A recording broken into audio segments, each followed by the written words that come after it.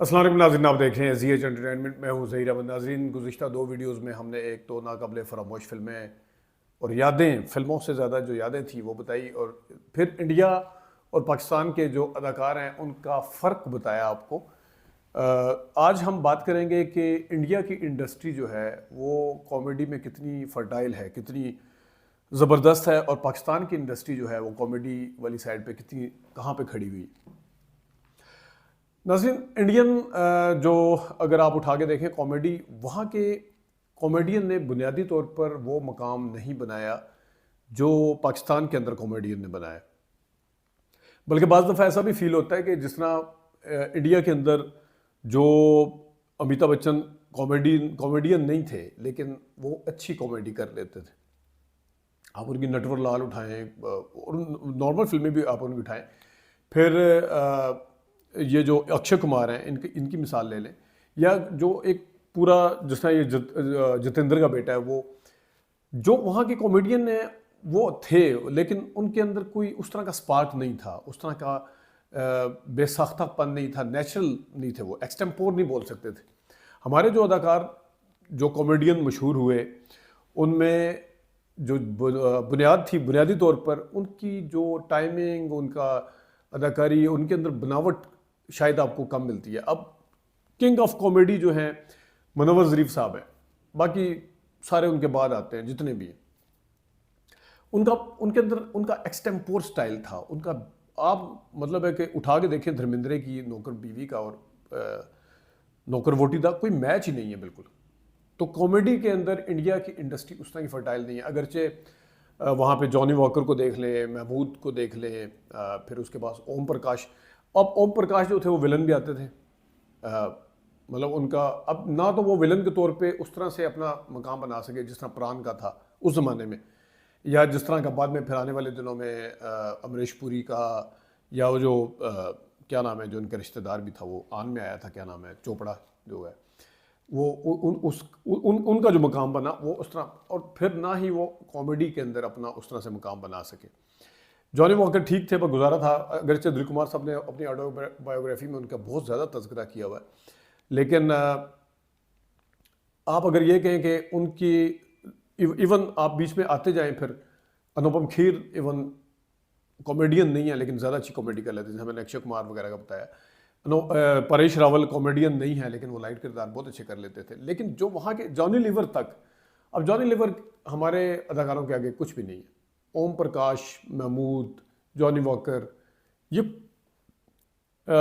इनका इनका स्टाइल आपको मज़ा नहीं आता। आप पैथेटिक है, यानी कि आप कॉमेडी जब देखने की कोशिश करते हैं, आपको कोई आगे बताता है कि यार ये कॉमेडी कर रहे हैं, हंसना है यहाँ पे, तो हंसी वो होती है जो बिल्कुल नेचुरल, एकदम से बंदा खिलखिला के हंस पड़े। हमारे यहाँ पे अगरचे आसिफ जा साहब, फिर अजमल साहब, अजमल कह रहा हूँ, नज़र साहब थे कॉमेडियन, फिर उसके बाद ज़रीफ साहब आए, लेकिन उनका सब के आगे जिसने नंबर काटा वो थे मुनव्वर ज़रीफ साहब। अगरचे उनकी पंजाबी फिल्में ज़्यादा हैं, उनके टाइटल किरदार के साथ ज़्यादा फिल्में हैं, मेरे ख्याल में इस तरह की शायद कहीं पे बनी होंगी फिल्में। फिर आगे आ जाए हमारे रंगीला साहब, नन्ना साहब, अली जाज साहब। मतलब है आप ये देखें कि इंडिया में जो फिल्म बन सकती है, रंगीले, दो रंगीले, रंगीला, चार रंगीले, रंगीला और मुनव्वर ज़रीफ, मतलब यहाँ पे कॉमेडियन के नाम चलते थे। ऐसी फिल्में इस तरीके से बनी हैं कि उनके टाइटल उनके ऊपर रखा जाता था। अच्छा, ये तो चले अदाकारों के नाम के ऊपर है। अब देखिए मिस्टर चार्ली उमर शरीफ के ऊपर, मिस्टर ताबेदार मोइन अख्तर के ऊपर, मिस्टर 420 उमर शरीफ पे अगेन।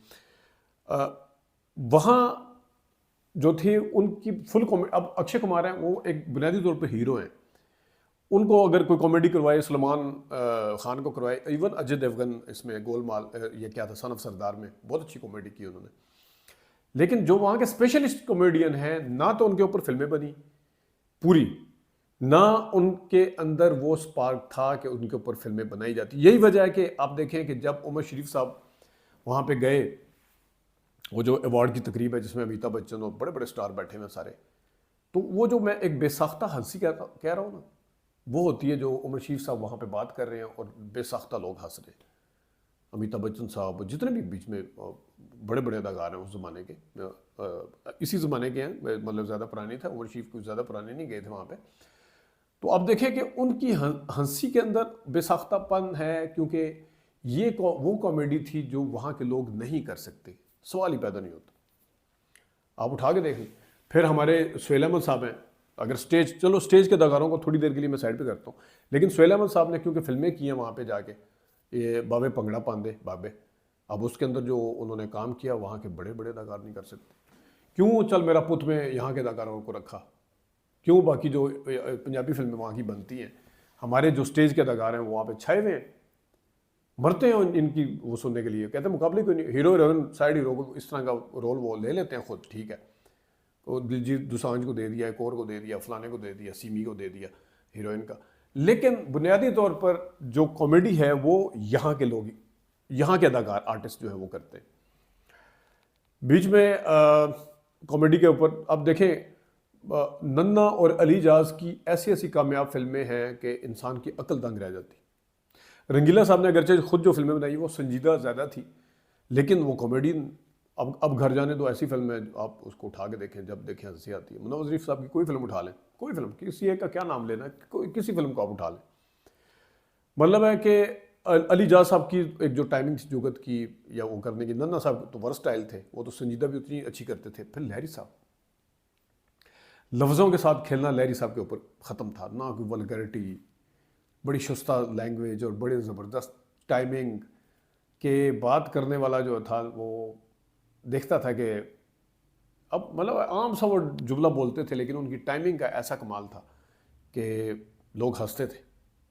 फिर वहाँ के और अदाकार भी देख लें, हमारे कराची के अदाकार जो बाद में शकील सिद्दीकी वगैरह भी आए और बड़े लोग आए, उन्होंने बड़ा अच्छा, हनीफ राजा तक बड़ा अच्छे अच्छे उन्होंने काम किया हुआ है। लेकिन अगर मैं फिल्मों तक ही महदूद रहूं तो मैंने जिस तरह बताया ना कि पूरी की पूरी फिल्म का बोझ अपने सर के ऊपर उठाना नन्ना अली जाज का काम था, उमर शरीफ का काम था, रंगीला साहब का काम था।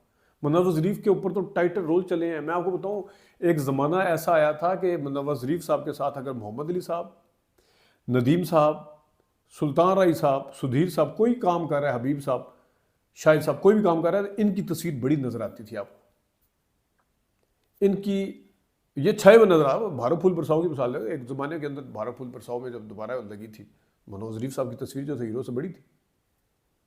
तो ये वो कॉमेडी है जब हमारा जो एक स्टैंडर्ड सेट किया है कॉमेडी के लिए इन लोगों ने, वो ऐसा स्टैंडर्ड है कि आने वाले बंदे जो है ना, दूसरे वो इंडिया वाले या दूसरे, वो हंसा ही नहीं सकते।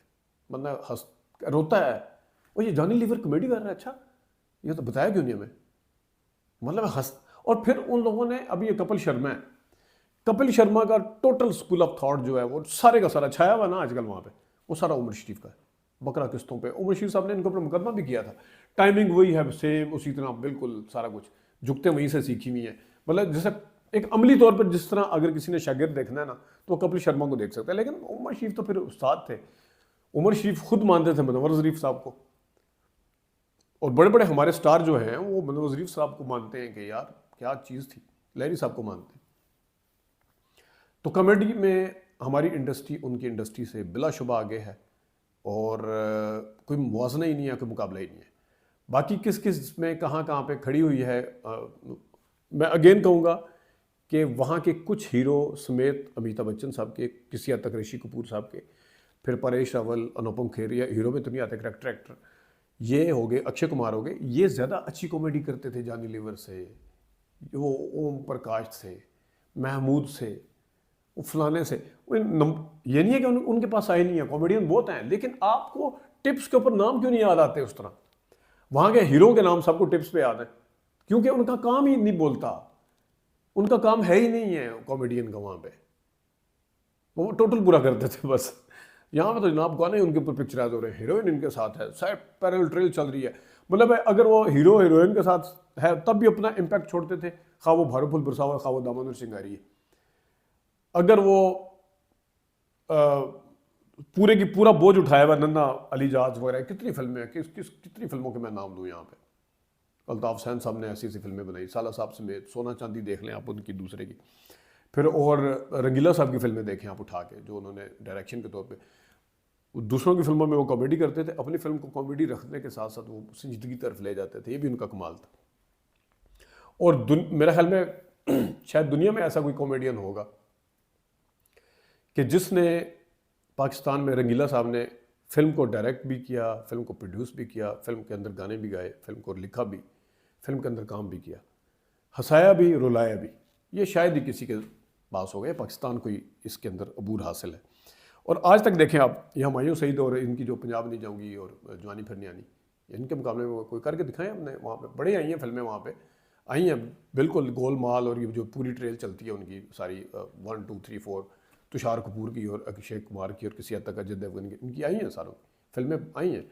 लेकिन जिस टाइम इनकी फिल्में आई हैं 2015 के बाद, जवानी फिर नहीं आनी दोनों पार्ट, लंदन नहीं जाऊँगा, पंजाब नहीं जाऊँगी वो, और एक 2 फिल्में और हैं, तो आप देख लें, करके देखें मुकाबला उसके साथ। लिखने वाले भी बहुत अच्छे हैं, बोलने वाले भी अच्छे हैं, डायलॉग।